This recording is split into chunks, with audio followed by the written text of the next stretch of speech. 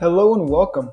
The goal of this podcast is to get listeners connected with others in the sports industry because they say it's all about who you know, and now you know us. All right, hello and welcome, Constant Sports Podcast listeners. Today we are joined by Dr. Adrian Boucher. How's it going? Going well. Thanks for having me. Perfect. And then we're also joined by our co-host, Callum Coleman today. How's it going, Callum? Glad to be here. Great. So I'm going to give a little background to the viewers and listeners. So Dr. Boucher is currently the director of the DeVoe Sports Business Management Program at the University of Central Florida. He also spent time at the University of Tulsa, 12 years to be exact, at the Warren Clinic as an endowed professor of sports business. He's a Fulbright Fellow in Portugal and a research fellow of the North American Society for Sports Management. He also in 2017 served as a visiting associate professor at the W.P. Carey School of Business at Arizona State, Forks Up. He's also published a bunch of articles in the Omega Journal of Management Science, the Journal of Sport Management, Sports Management Review, among several others. As well as prior to his time in academia, he served in positions with the Miami Dolphins, with the Miami Marlins, Learfield, also as senior director for Team League and Venue Services for SFX, Clear Channel Entertainment, which is now Live Nation for all those listeners. So thanks again, Doctor, for joining us. And is there anything you want to add or touch base on? No, I think you hit the highlights of my career. Perfect. Yeah. So very, very esteemed career. So we're excited for you to, share your thoughts, insights with the listeners in the sports industry. So we'll just go ahead and dive in here and, kind of get it rolling. Sounds good. So kind of starting from the beginning, why did you choose a career in sports, the sports industry? Well, I guess I'm like everybody else. When you graduate college, you sit there and ask yourself, what can I do to get a competitive advantage? Yep. What are my strengths and weaknesses, and let me play to my strengths.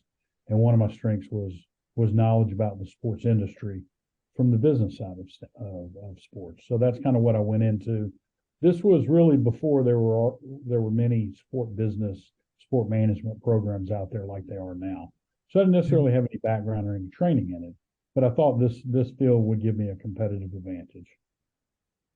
Wonderful. And what was the competitive advantage? Like when you first started out, was it just, you figured you had certain skills that you already had from, I know you played in sports and stuff. Yeah. I thought I had the ability to work harder than the average worker. I was willing to do what it took to stand out. Mm-hmm. I was willing to move anywhere, in the country. You have to be mobile if you want a career in the sports business, right? If you sit there and say, I want a career and I'm only going to live in Phoenix, Arizona, well, at least you're lucky in the fact that Phoenix has all the professional sports. But if you want to be promoted and move up and all that, chances are you have to move, at least for most people. And I was willing to do that. Right. And did your time as a football player and whatnot play a role in, you feeling like you had the work ethic and things like that, or is that come from something else? Obviously from a time management standpoint, right? Mm-hmm. I had good time management. I had a strong work ethic. I also had no plan B. There was no fallback if this thing didn't work. So it really kind of had to stand out because I wasn't going to move back home with mom and dad. So yeah. So I had some incentive. Got it. And then as you kind of made your way over to Miami and with the Marlins and Dolphins, what was your first job? How'd you get your foot in the door to get those positions? Well, I didn't start out in professional sports. I started out in the Canadian Football League. And mm-hmm. like when I said I was willing to move, that's what I mean. I started out in the Canadian Football League, worked a couple of years that. Then I went to the American Hockey League, which is kind of the AAA of hockey, and I worked for a franchise in Baltimore. And one of the guys that was a consultant for both the Canadian Football League and for the Baltimore franchise told me, he's the one that gave me the heads up about the opening with the Marlins, which back in those days were a new Major League Baseball team. Right. I was dating a girl that lived in South Florida, so he thought I might be interested. So I interviewed for the job, and I was lucky enough to get the job. But I got the job based on my minor league experience. Right. So, it's not, you're not just going to start out in the major leagues always. I had to put in 3 years of work before I got that opportunity. So that was kind of the start of it. And it sounds like it was based off your networking, kind of who you knew, but then also as you like you alluded to, you were willing to travel and you went to the Canadian League and then minor league hockey. So that's kind of how you can build up. Yeah, no question that networking is what got me the job, and I can almost say that the networking got me every job after that as well. But that was networking. You know, you're only going to be a good networker if people have confidence that you're going to work hard. I mean, Right. I know a lot of people that know a lot of people, but that doesn't mean they're going to get hired. So it's got to be, yes, networking is critical, but there's also got to be um, the abilities and the work ethic behind it as well. And people have to know that about you. Right. So kind of, going off that, people got to know about you. They have to know you're a hard worker. What are some skills or traits that you've seen successful people within the sports industry have? The ability to get on the phone and sell yourself. And maybe I'm kind of dating that using the phone analogy. Maybe I should say the ability to get on Zoom and sell yourself. But the ability to communicate to another human being that you are going to be an asset to the organization and you are going to help one of their headaches go away, right?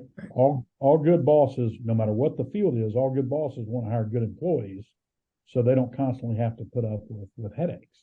And if you can show a boss that you can take away a headache and you can be an asset to an organization, but you have to convey that. Back in my day, it was on the telephone. Maybe now it's on the internet, on Zoom, whatever medium you want to use. But either way, you have to convey that to someone.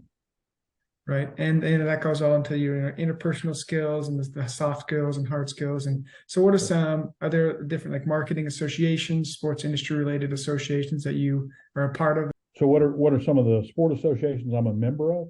Right. Okay. Well, I mean, in terms of, I'm a member of a lot of organizations. A lot of them are academic now that I'm on the academic side of the house. Yeah. Okay. When I was working in the business, you went to the typical conferences that, the NBA puts on, Major League Baseball. A lot of times they're around the All-Star game. When I got on the academic side of the house, the conferences I started going were more of the academic conferences because I was a tenured track faculty member and I had to do what it took to get tenure, to get full professor, to get the academic accolades. And most of those were, the North American Society for Sport Management was a good one. They call it NASP. That conference is every year. That's a great conference to go to. Sport Marketing Association is another really good conference. It's an academic conference, but it also has strong ties to the sport marketing industry as well. So those are just a couple that I would name.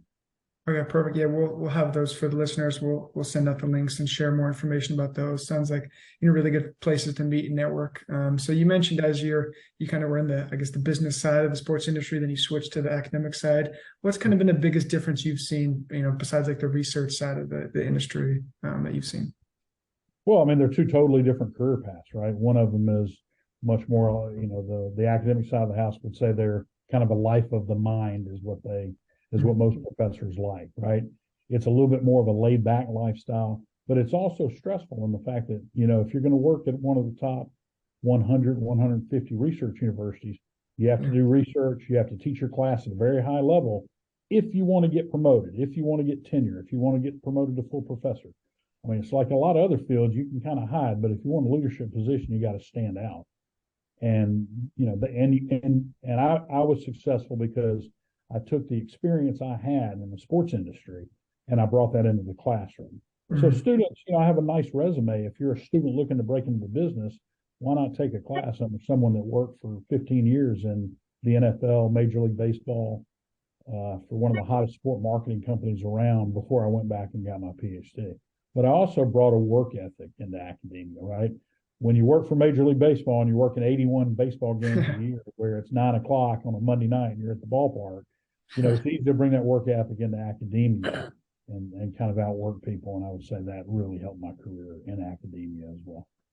Perfect. So yeah, just to work hard and make sure you're willing to put in those hours. I think a lot of people that want to work in sports kind of forget about, I don't know if it's the dark side of sports or just the real side, that you're working all the home games. It's not like you're watching the game, you're working the game. So you have no clue like what the score is or what's going on, You're working during other people's leisure time. Yeah. Right? So on a Sunday in the NFL, they're coming out to the stadium to drink a beer, to watch the Miami Dolphins, but you're at work, right? You're getting there 3 or 4 hours before the game and you're working all the way through the game and past the game when everybody else is having a good time. that was okay with me. It didn't bother me, but it's a grind. Yep, definitely. And that's some of the things that we've, as we've been networking and talking to others in the industry, is that the sports industry itself is, unlike other industries, it's a lot of a grind. It's a lot, the dark days, long hours, that type of stuff, where it's not so glamorous as people think. Obviously, it's enjoyable, of course, because it's sports, but it's just something to think about. And then I had very few other skills, right? I wasn't going to leave the sports industry and go to med school, right? Yeah, so it kind of had you. to work out for me. Yeah, I can't save any lives or anything, but I can market and do that type of stuff, Right. And then you've spent some time doing some consulting work and different research projects, but specifically on the consulting side, or maybe even the marketing when you were a manager. What were some of your favorite projects or events that you were able to work with? So one of the fascinating things I think about my career is, not many people do what I did. Not many people work for 15 years, right, with professional sports franchises and then jump over and go back and get their PhD. But one of the things I thought was really useful when I got my PhD, which is basically when you learn to do academic research. And if you look at, I'm in a business school, as is the Arizona State program in the business/law school. You're around a lot of other business professors, and you see how they conduct research, and you see how they reach out to industry. Well, I didn't really have to reach out to industry. I knew industry backwards. I knew the sports industry backwards and forwards. All my friends stayed back. All my friends are now in positions of leadership within Major League Baseball, the NFL. One of them just got the president's job for a team in the Premier League in England.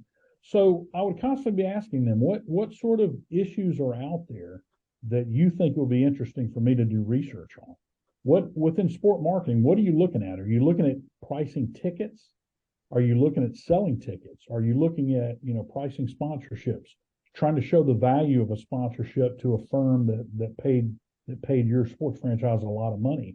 And let me look into these. Let me collect data. Let me take what I've learned in academia through taking hours and hours of research methods courses. Let me see if I can kind of get some answers for you using the methods that I learned while I was getting my PhD. And that provided me with a lot of academic articles that nobody would ever read, right, except other academics. But it also provided them a lot of answers for questions that they needed answers to, but they did not have the ability to conduct that kind of research. So it was kind of a win-win for when I went to the academic side of the house. It was kind of a win-win for myself and then the friends and colleagues I had in the sports, still working professional sports and college sports. So it sounds like you're able to merge kind of, both industries into absolutely. one that could help out, both make it a win-win. So absolutely. And other industries have been doing this, even in academia. Other disciplines in academia have been doing this for a long time with other industries. I just took what they doing and sort of said, how can I do this with the sports business field? Mm-hmm. Perfect. Well, thanks for giving the kind of the background and your career journey there. And we're going to kind of segue into your current position as the director there at UCF, and we'll go ahead and Callan, we'll ask you some questions. Sure. Yeah, definitely appreciate it, Connor. So you talked about sort of the sports business program at UCF being more of a part of the business school. So I was hoping you could give the listeners a little bit of a background on maybe the history of the program, as well as kind of what you've seen from it since you've been there, and just so people who aren't familiar with it can get a better sense of what it's all about. Okay. Well, so I'm the director and professor of what we call the DeVos program. And the DeVos program is named after the DeVos family, which is the same family that owns the Orlando Magic basketball team. The DeVos family donated money to the University of Central Florida's College of Business about 22 years ago to start a master's degree in sport business management.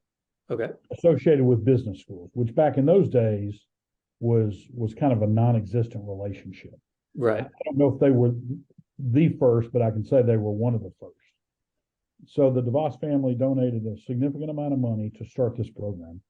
So it was created and is still structured this way, where the students get 2 master's degrees. They get an MBA, Master's in Business Administration, and then they get a master's degree in sport business management. So the way the program is structured now is the first year they take pretty much their MBA courses. And then the second year they take courses that are more sports specific. And then at the end of whatever, 20, 22 months, they get 2 master's degrees. So Okay. that's the way the course was set up. Obviously, again, the family that donated the money that endowed the program is the same family that owns the Orlando Magic NBA basketball team. So it provided students with a wealth of experience to work in the sports industry. I mean, when you have an endowed program that's endowed by the same family that owns the basketball team in your town, I mean, that's a really good head start. Right. We're located in Central Florida, which is one of the epicenters of sports in this country, right? When I interviewed for this job, I said, look, there's only 3 or 4 cities that really can make this work. One of them was Orlando in Central Florida. Another was Tampa. And the third was Phoenix, Arizona. Yep. I mean, to me, those 3 cities, maybe Los Angeles could make a case as well. But those 3 cities are really cities that have a competitive advantage over a lot of the other programs. We have the Orlando Magic. We have Orlando City Major League Soccer. We have the U.S. Tennis Association based in here. We have NASCAR about 45 minutes up the road. We have the PGA Tour about an hour away. We have the LPGA Tour. We have Disney Wide World Sports for all the youth sports in town. So we have a plethora of professional and college sports, not to mention University of Central Florida's athletic department, which is one of the fastest growing in Division I. So we had historically everything was here for us to have a great program.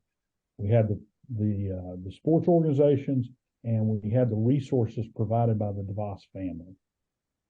Absolutely. Yeah, I would say, I mean, being in Central Florida, like you touched on, really gives you an advantage to kind of hit all 4 major sports and everything even beyond that. And then having the program ability to really provide students with 2 master's degrees definitely gives them a step above. I would appreciate it if you kind of touched a little bit now on some of the backgrounds of some of the professors that are part of the program, and, you know, maybe where they have gotten some previous real world experience in the industry before, just to give sort of potential students a look inside of who they'd be learning from. Sure. So, you know, if you talk about the founding of this program, you have to mention Dr. Richard Lapchick. He was the founding father of our program. Just to give you his background, he has been one of the leaders in race and gender studies within sports for the last 20 years. He has lectured all around the world on this topic. He's written, I think, 18 books about the subject. Far and away the leader when it comes to race and gender as they relate to sports. Just got back last month from visiting the Pope at the Vatican in Italy. Wow. So he is the worldwide leader. So he was the one that first started this program. He is still with us, even though he's in a phased out retirement. Then I'm a professor. Again, I spent about 15 years experience before I got my PhD that we discussed earlier in the podcast. We have Keith Harrison, who again is another really great scholar of race and culture issues within sports. He's been on the faculty here for about 16 years. He came to us from the University of Michigan, Washington State University, so he has been around a while. Scott Buckstein is our expert on the legal aspects of sports and oversees our undergraduate minor. And his sport law class is always one of the most talked about courses, not just in the business school, but really on campus. And we have Ashley Turner, who is our director of external partnerships. And Ashley spent about 10 years working for the Orlando Magic before she came to the DeVos program about 3 years ago. So when you come to this program, you're going to get experience from professors that not only have the academic credentials, but also have the sport industry professional experience and also have ties to the sport industry. So Right. Our faculty is really excellent. Yeah, it sounds like a lot of the people you mentioned have impressive backgrounds, both real world and educational wise, like you mentioned. And then you talked a little bit about the sports law class. Would you say that's sort of, if you kind of talk to all the students, would you say that's really the crowd favorite, or are there a couple other classes that you think students in the past have really enjoyed? Well, I would certainly say that's one of them. The other course I would give credit to would be the sport analytics. We have a business and sport analytics course that is taught by Jay Rayola, who is the senior vice president of analytics for the Orlando Magic. Okay. So here we go again, trying to bring that practical experience into the classroom. So I would say the sport law and the sport analytics class are the two classes that get the most buzz, I guess. Gotcha. Okay. Yeah, that's impressive. And then sort of sticking on the topic of students, what are some examples of jobs or different organizations that you've seen graduating students kind of end up in the past couple of years, and sort of where have you seen them progress from there? So again, we kind of have our finger in a lot of different pies in terms of where do our graduates go. It really depends on what they're looking to do. Okay. But they either go to work for professional sports franchises, or they go to work for colleges, or they go to work for sport agencies. Those are kind of the three areas that most of our graduates go to. We've had a lot of graduates go into analytics. We've had a lot of graduates go into some form of the sponsorship side of things, whether it's selling sponsorships and what we call marketing partnerships, whether it's servicing those marketing partnerships and the service aspects of those departments. That tends to be kind of a favorite. We have a lot of people that have gone into the operations aspects of sports. Again, Orlando is a big sport event town as well. So a lot of, we have 3 bowl games here every December. So a lot of students get experience in the event side of sports, in addition to what a lot of the things Disney does as well. So the event side of it is another area where we're pretty strong in. Okay. Yeah, it's awesome to see that you guys are really spread pretty widely regarding, different organizations, agencies, teams, and events like you mentioned. That's really great to see. And then I guess sort of final thing related to the program for anyone listening to this, are there any important, application dates or possible touring dates or things like that related to the program that you'd want to share with people? And then as always, we release a newsletter every Friday, and we can throw those dates on there so there can be an extra set of eyes on them. Sure. So we accept applications to the program. This is a cohort program. So we admit usually around 20 students a year, and they go through the program together as a cohort. And we tell our students that, your best chance of getting hired are sitting right next to you in class, because it's going to be your classmates that are your first step in your network. Getting back to your question, we are in the reviewing process now for the next 3 weeks in terms of admitting students into the program. We ask them to have their applications in. I think if you're an international student, February 1st is the date. If you're a domestic student, March 1st is the date. So we'll start reviewing applications in the next 2 or 3 weeks and start admitting students. But if they're interested in starting in August, March 1st tends to be the stop date for it. So we'll be doing that next month and a half or so. Okay, gotcha. Yeah, we'll definitely throw those dates up on our socials, as well as the newsletter that we release. So anyone interested in applying can kind of see exactly when the deadline is. And then obviously that information is on your website. So yeah, I appreciate all the helpful information regarding the specifics of the UCF program. And Connor's going to wrap us up with some rapid fire questions for you. Perfect. Thanks, Cal. And so kind of finish off here. I'm going to give you some questions, kind of the first thought or answer you have that comes to mind type of questions. So starting off here, what is your favorite course to teach, if you could pick one? I teach a political economy of sport class, where we talk about the role that sports has in the economy in terms of the political, the philosophical reasons why we play sports. And we look at sort of turning points in the last 75 years in sports. For instance, in 1983, when the Supreme Court struck down the NCAA's ownership model of college athletics, that really changed sports at the college level. We talk about the labor movement in Major League Baseball in the 1960s and how that really changed the salary structure of professional sports. So probably the political economy of sport class is my favorite. Perfect. Yeah, sounds very intriguing, and a lot of history and stuff that goes into it, not just of sports, but on the outside and kind of the real world and whatnot. And then, what is your favorite quote or motto? I was thinking about the favorite quote the other day. I'm not sure I have one, right? Right.